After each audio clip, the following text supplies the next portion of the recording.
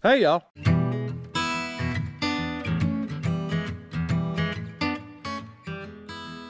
Welcome back to Andy's Little Homestead.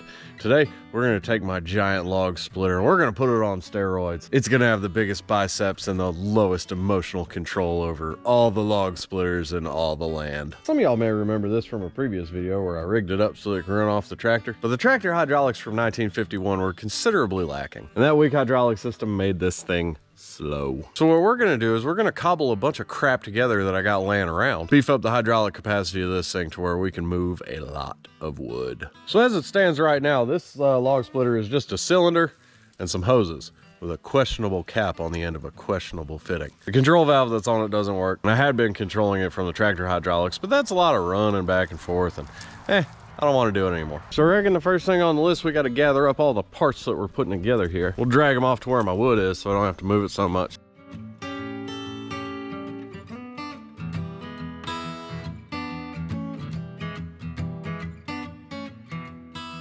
Well, those tires were not in very good shape at all, but that's okay. We only got to make it like a quarter mile this way. I think we'll be fine.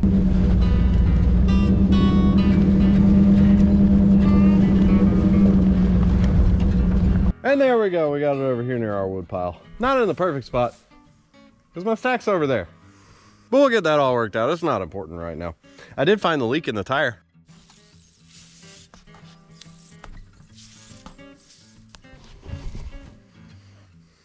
Yeah, it's fine.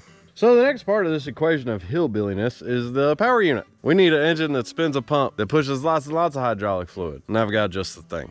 All right, so it's a little overgrown in here, but this here's my log grapple. I bought it, I used it. I'll be honest, I don't like it. I thought it was gonna be effective for going through the woods and being able to select, cut, and pick stuff out. And it would be, if not for one little problem. The way that this whole trailer's set up, it pivots in the middle. And there are people who exist who are good at backing up wagons, anything with a joint in the middle of it. For me, it screws me all up. I don't like it. So we're gonna steal the hydraulic unit off of this. And then whenever I need to use this again, I'll just run it off the hydraulic remotes from the tractor. So this is a one-piece trailer. And while that will make the log splitter two-piece, it doesn't really matter as much. It's pretty much gonna get set up and left. You know, at least until I get another hair up my ass and put it somewhere else. But for right now, we gotta try and haul this thing out of here. Yeah, but now that I'm looking at it, I think this is probably better accomplished with the tractor.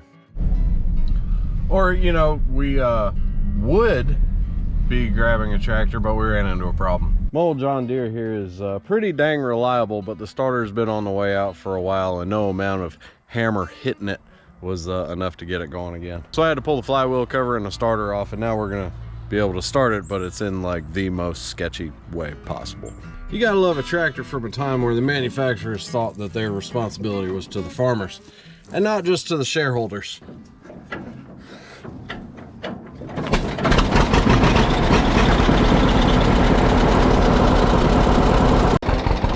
Now I just gotta make sure I avoid the spinning flywheel of death while I'm using it, but it's fine, it works.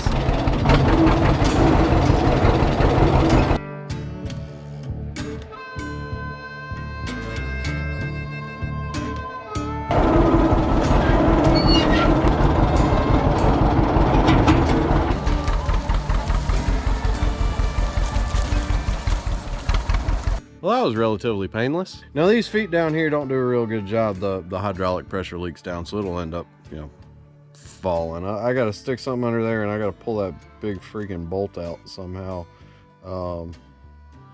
Shouldn't be too bad. Oh look, we're lifting the whole thing.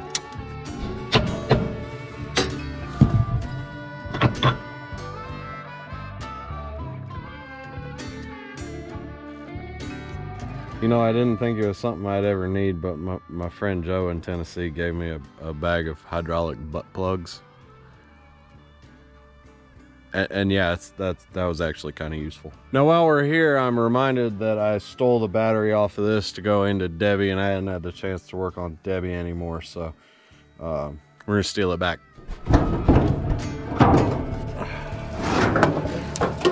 There you are. I gotta steal this terminal end back too, because well, I stole it for this one. All right, we're ready to drag this off and get it hooked up to the other piece of crap that I got.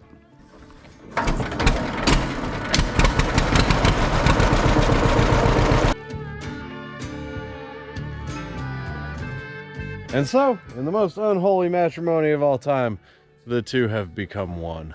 That is ugly as hell.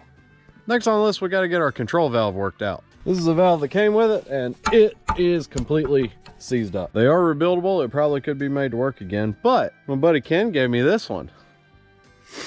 He was cleaning out his shop, had a whole bunch of random crap, and he said, hey, you want all this random crap? I said, yes, I do.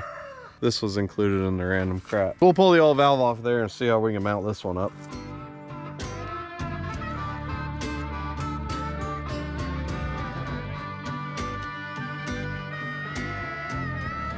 All right, so it's not ideal, but none of these holes really line up, except if I put it right here, I should be able to make it work without too much modification. Nope, maybe that won't work. Hold on. Nope, not quite. Maybe these. Well, we'll figure out something. All right, so I put one bolt in there. It wiggles around a bunch, but I'm not moving it that much. At some point, I'll go to the hardware store. So now we got to route all these hoses. There we go. So I realize here we have a giant flying spaghetti monster of hydraulic lines and stuff like that. I was just working with the ones that I have. This is more of a proof of concept kind of thing. If this power unit ends up working well with this setup, well, then I can get the right size lines. And some of you may be afraid of the spaghetti monster, but I'm gonna break it down Barney style. It's real simple. Hydraulic fluid from the tank into the pump, out of the pump under high pressure through that hose. High pressure line goes into the valve right there where it says in. That's how you know it's in. Then from there, this valve directs the flow in one of those two lines. One line goes to one side of the cylinder, the other goes to the other. Whichever one has pressure in it, the other one opens up to the return, which pushes the fluid from the other side of the cylinder back into the tank. And now your rocket surgery. Now, this is gonna sound kind of hillbilly when I say it, so I'm gonna go ahead and say it. This has a gas tank that came off of a lawnmower, but for some reason they abandoned it, and when I got it, it was just hose in a jerry can. Well, I upgraded that to like a boat tank. I put the little line with the primer on it. But then I needed that boat tank to run the SkyTrack that I had because its gas tank was bad. And then when I got rid of the SkyTrack, the boat tank went with it. That's okay, we've got an elegant solution here. There we go. Engineering. Looks like my fuel filter's got a little bit of a leak there. That's no big deal. And now, the moment of truth.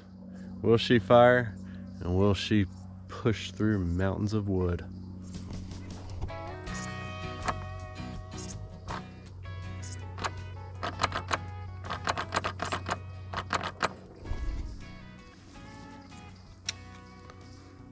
I think the battery's dead.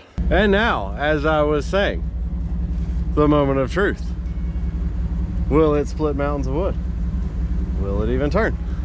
Let's find out.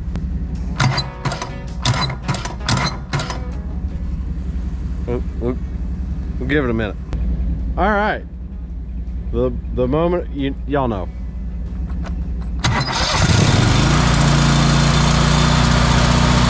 Let's see.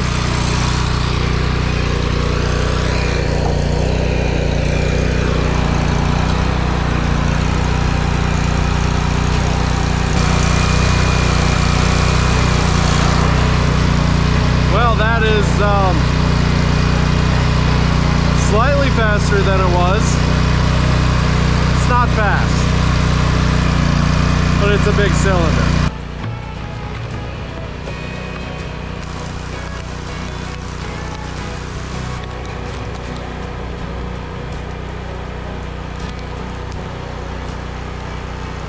Now, unfortunately, I don't have any like really large logs to test here. That one still went quite well. I don't have any apparent major leaks or anything like that. And even though it's slow, it's about twice as fast as it was. Let me see if I can find another twisted up ugly one. This one's pretty ugly. Let's see how it does.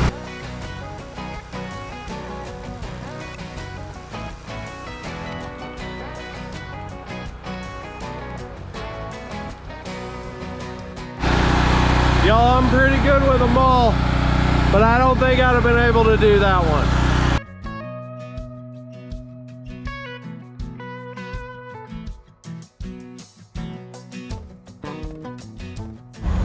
And in keeping with the traditions that I have established, my young son Luke managed to break something. There was a guide plate down here. There it is. But I mean, look at the log that it was going through. I ain't even mad. That was pretty impressive. The machine had enough power to break itself, and well, I guess that's better than it was before. We'll get them bolts replaced, get it back to work.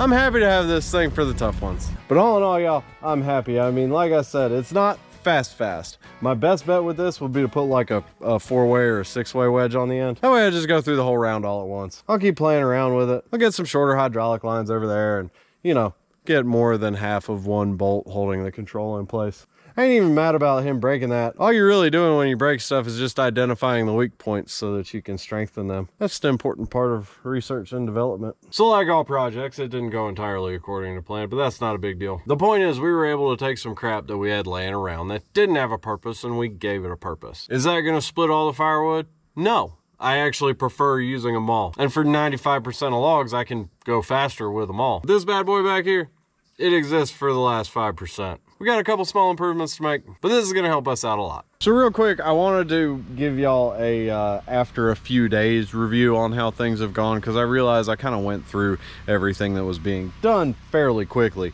So I went ahead and added a gas tank. I stole it off of a lawnmower back there that doesn't run, and that way I'm not using a jerry can with a tube in it. I can just kind of leave it. So that's nice. But this thing worked great. Again, not the fastest in the whole world, but twisted, knotted up grains, ain't nothing stopped it. It worked real well. Operating at full speed, full capacity, I was able to do about 1 face cord per hour. And that was through some nasty twisted up cherry. So, back to my previous shirt. As always, I hope y'all enjoyed and I hope you learned something. I love you. God bless. Did I say 90 or 95%? 95. I did? Okay. I couldn't, I say stuff and then I'm not thinking, and it just kind of goes that way.